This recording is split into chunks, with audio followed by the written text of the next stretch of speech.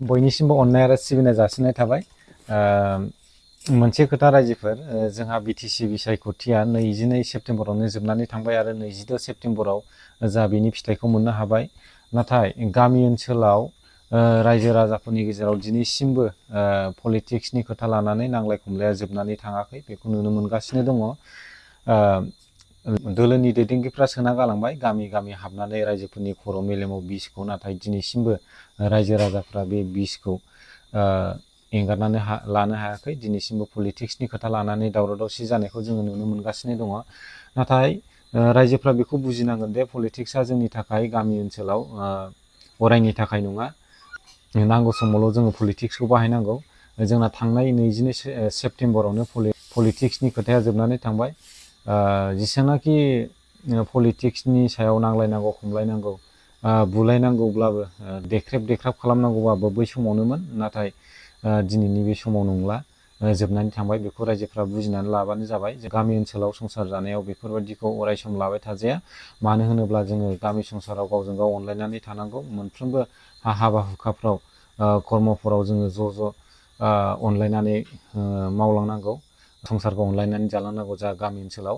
बिनि थाखायनो जोङो पलिटिक्सनि खोथाखौ जोङो लाबाय थायोबा माने जोंनि गामि ओनसोलाव गुबुंले जालांगोन आरो आबहावाया, समाजखान्थिया। बिनि थाखायनो जोङो पलिटिक्सनि खोथाखौ गामि ओनसोलाव जोङो लाबाय थानो हाया। मोनफ्रोमबो गामिनि रायजो राजाफोरनि सायाव आं बे खोथाखौ खावलायबाय। जोंहा दाखालिनिफ्रायनो आङो ससियेल मिडियायाव भाइरेल जानाय नुगासिनो दङ। बाक्सा जिल्लायाव जोंहा बड'फा उपेन्द्रनाथ ब्रह्मनि मुर्तिखौ देख्लादों। बिनि सायाव गोबां भाइरेल जागासिनो ससियेल मिडियायाव। दा बिनि सायाव जोंहा कास्तम बसुमतारिया मोनसे बिबुंथि होदों। जायफ्रा नुवाखै खोनासंनानै लाबानो जाबाय। आं कास्तम बसुमतारि जानानै आथिखालाव ससियेल मिडियायाव जोंनि सायाव माखासे जोंनि अपोजिशनफ्रा एलिगेसन लाबोगासिनो दङ। बिनि सायाव आङो क्लियारलि फोरमायना होनो सानदों। जों बिपिएफआ बड'फाखौ जोङो मानियो, सिबियो आरो बड'फाखौ अराय सम सिबिलांबाय थागोन। दा आथिखालाव ससियेल मिडियायाव बर' हारिनि बिफा बड'फानि मुसुखायाव जेरैबादि मुसुखाखौ जि खालामदों, बिनि सावगारिया ससियेल मिडियायाव भाइरेल जागासिनो दङ। जोङो लाइमोन बिपिएफनि जानानै दुखु फोरमायदों आरो बेबादि खालामनायखौ जोङो कन्डेम खालामदों। जोङो बड'फाखौ अराय सम सिबियो आरो मानियो। बिनि थाखाय बिपिएफ हान्जाया देरहाखांनायनि उनाव जोंनि मानाव गेदेर हाग्रामा महिलारि सारा थुलुंगाफुरियाव बड'फाखौ खुलुमनो थांगोन आरो सेक्रेटारियेट खाथियाव थानाय बड'फानि मुसुखायाव बिबार बावनायजों लोगोसे बड'फाखौ सिबिबोनाया जोंनि बिपिएफनिनो मोनसे कालचार।